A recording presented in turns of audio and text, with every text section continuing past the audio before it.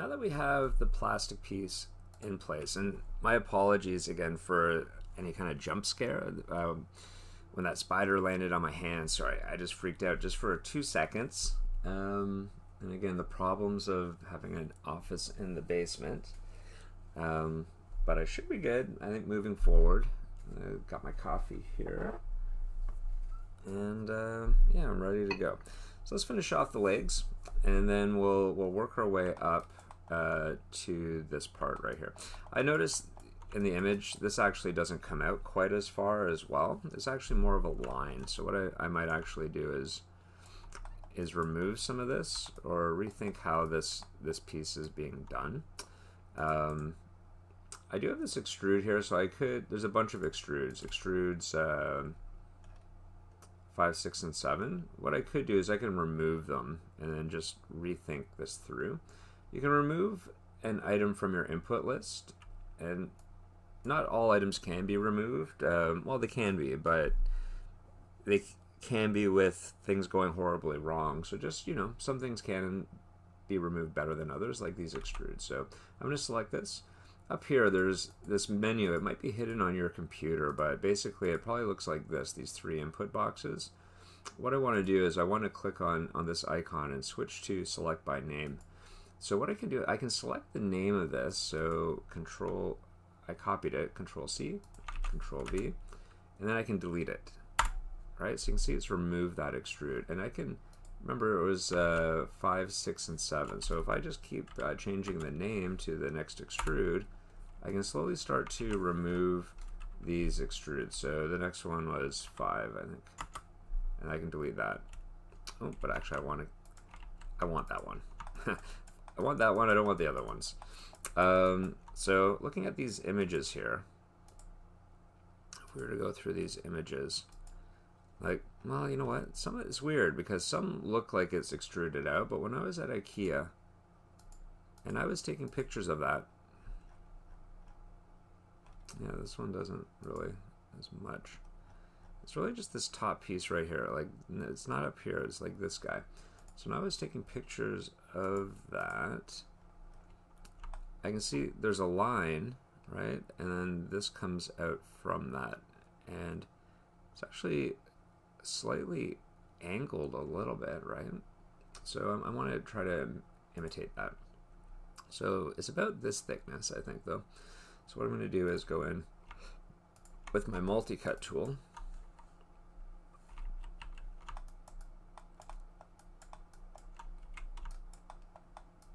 And I see there, this is the extrude here, I see. Okay. And I'm going to use my multi-cut tool. I'm just going to put 2 in here. Now this is from my extrude from before, so what I'm going to do is I'm going to take this and scale this in just a bit and move it up slightly. Yeah, so I see, you know, there's this other extrude right here. So I can just remove that. So Control Delete, and that's going to remove all of the faces associated with it. And this is actually the edge I want to scale in slightly. So I'm going to pull this one out just a bit. Right, so now I've got this type of thing. Now if I want this line to be more concrete, what I could do is I could then extrude this in just ever so slightly. So extrude, right, and then what I'm going to do is I'm just going to scale it inwards, maybe scale it down just a bit. And so now we've got a little bit more of a defined line there.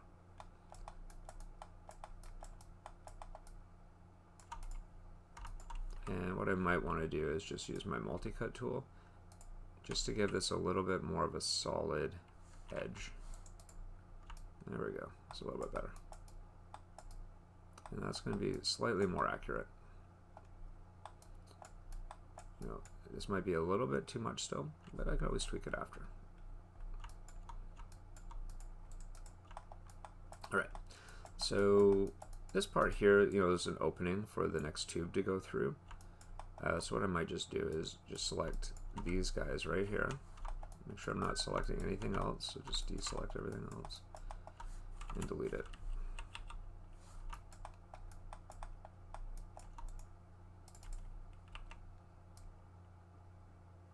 And then I could just extrude this edge in to whatever thickness I need it to be. probably to here, which I can't quite see what that is. That's not quite right. About like there. Right, so then the other tube comes out. So just so this has a little bit of a bevel, I'm going to take this edge and I'm going to extrude it one more time. So the G key will just redo your last menu command. And I'm just going to move it in just so that there's a little bit of a bevel on that. That looks a little bit better.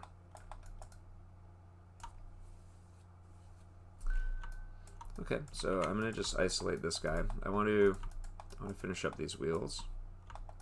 As I was mentioning, you guys don't have to do the interior, but we should add some thickness. So at the bare minimum, we should extrude this inwards. So I'm going to do that, extrude it inwards. And maybe just add 1 or 2 divisions here, right? Just so that there's just a little bit more thickness. Remember, F will focus on your selection, so the camera orbits around that. And I should probably go in and reverse that. So selecting it, mesh display, reverse. There we are. Right, so that looks pretty good. Now you're probably thinking, well, it's a little bit pixelated, but don't forget, well, yeah, sure, it's going to render pixelated. Like if I were to render that. Now it's a little bit slow. Oh, there we go. So it kind of renders a little bit pixelated, right? But if I were just to go in and turn on my tessellation, remember we looked at this under the redshift? Under the shape node, under redshift, we can enable tessellation. And that's just going to, you know, give it infinite smoothness, right? So let's see how much smoother that is. So that's pretty good. We can do the same thing for this guy here. Now this edge, let me just, it's going to come up. Oh, there we go. This edge might be just a little bit sharp. And I think because there's this guy here. Yeah. So I'm going to slide that away just a little bit. So double clicking on this edge so it selects the entire loop. And I'm going to go to shift right click and then down to slide edge tool. And I can just slide that back just a tiny little bit. There we go. It's a bit more of a bevel. Okay, and I can just go in and mirror this. So a mirror. Oh, wrong side though. So that's okay. Double click on your mirror. And I want to make sure I'm mirroring it. If it disappears, you just choose the opposite of whatever that is. There we go. Now there is stuff in the middle, right? But unless you're going to get right in there, we're not going to notice it. So like even with the metal bit that's connecting this to here, unless you're going to really kind of get under here, you're not going to really see that. You know, we could put something there, but let's see, what does the image look like?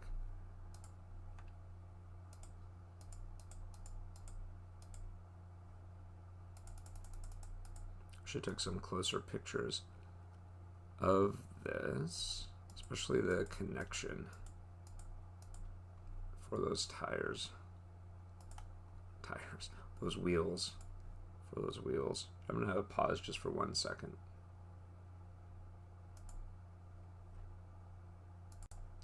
Yeah, so it does look like there's a washer there. It's actually probably a metal pin that connects this into here. It's like probably snaps into something on the base of this. Yeah, it doesn't look like there's much of a hole though. There might be though. Maybe that's what I'm seeing. Maybe I'm seeing a bevel of bezel.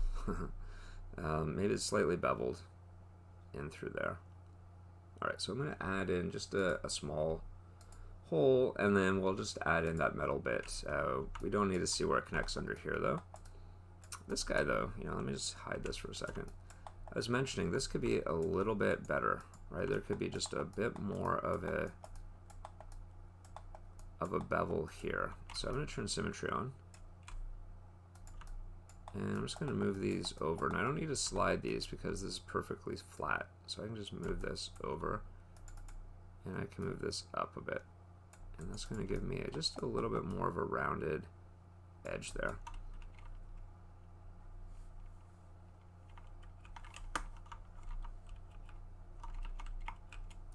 let me just bring that guy back that I hid, which is this guy right here. I'm gonna go through and label everything. Now, because I rounded this guy's not really matching anymore. So what I'm gonna do is match this guy to that.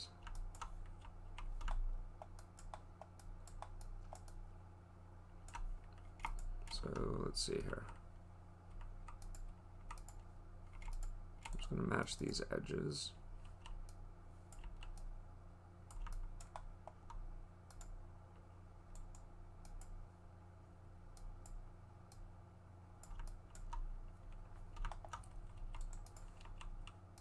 And I'm going to give it a little bit of thickness. That's going to automatically round this out a little bit. So, you know, I might have to reinforce a few things if I do, but that's okay. So I'm going to just extrude this in. And again, by extruding in, we are going to have to go in and reverse this. So reverse. Mesh display, reverse. There you go.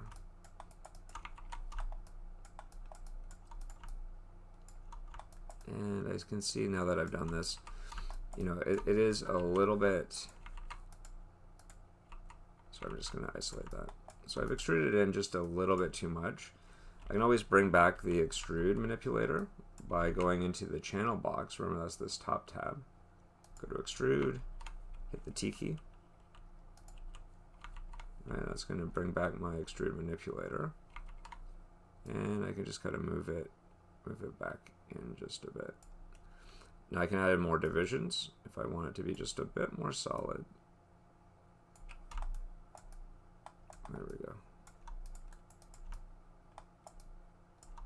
Right, and I can just move it out just a little bit as well.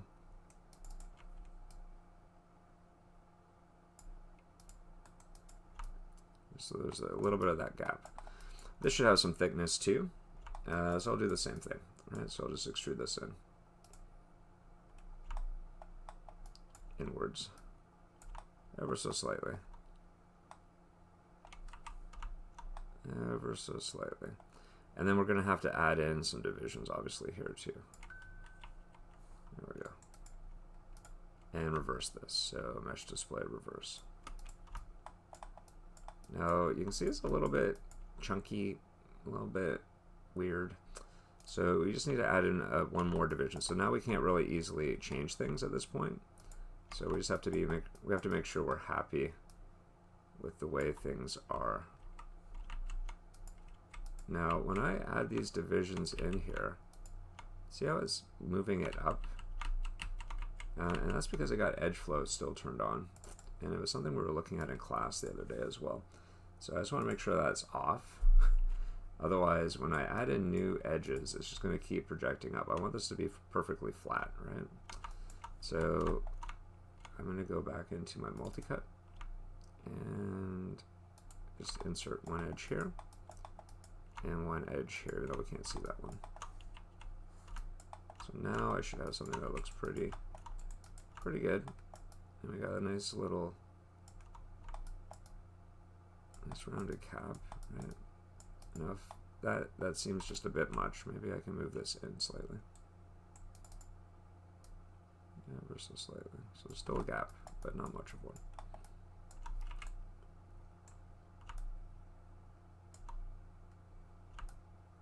Cool.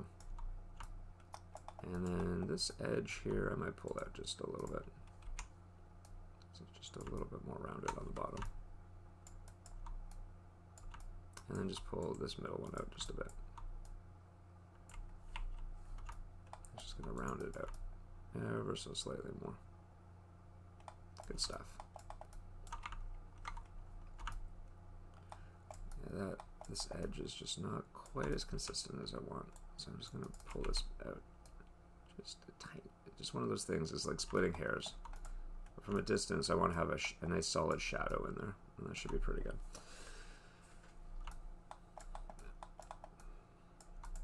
All right, so I need a bit of a hole, and I need to be able to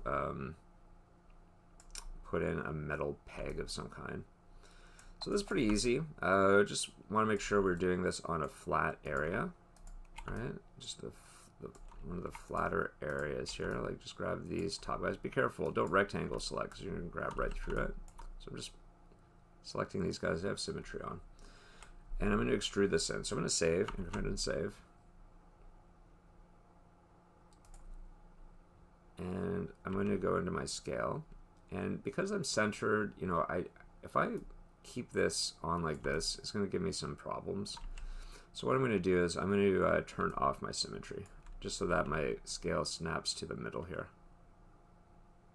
And I want a circle, right? That's not a circle. That's like a rectangular shape, weird rectangular shape. So I'm going to scale this in a little bit. And then the cool thing here is I can use this guy. This was my favorite tool for a while. Circularize. So it takes any selection and turns it into a circle, a perfect circle. And you're probably thinking, well, it looks pretty polygonal. Yeah, but if I were to smooth it and I were to delete that circle, right? Perfect, right? So now what I can do is I can take this perfect circle and extrude it in again. So I'm not going to scale it. I'm just going to, because you know now this is good. I'm just going to loop in something here. So I'm just going to scale this guy in here, so that I get, you know, approximately the size of that peg that we're looking for. Right? And it's not super thick. It's not too thin though. It has to be enough to support the wheel, but you know, something like this. And so I'm going to hit extrude one more time, so the G key. And I'm just going to bring this down and then down one more time, just so I have a nice bevel. Yeah, that looks pretty good. And that way I can take a cylinder, right? We can, anything you don't see you can remove. So these caps, like I'm gonna get rid of those caps, right? So that way, you know, it doesn't have to worry about it at render time and stuff.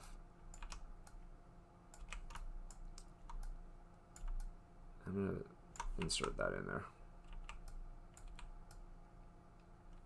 There we go. So this will be like a metallic texture. That's pretty accurate. Cool. Right. This should actually have it as well on this side, but you know, we're not going to see that, so I'm not going to worry about it.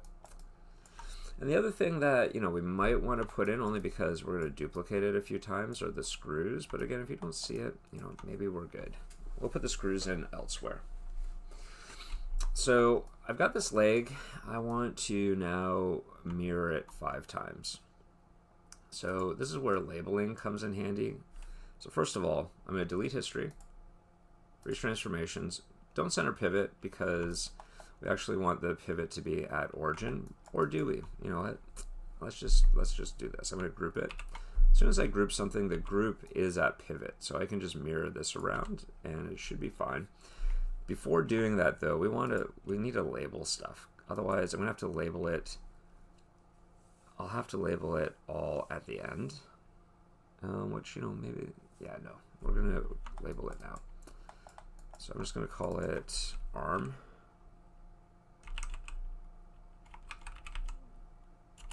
Arm1 geo. It's not an arm, it's like a leg. Okay, I'll call it leg. Leg 1 geo. Caster 1 geo. Oh, that's actually not the caster. Cap 1 geo.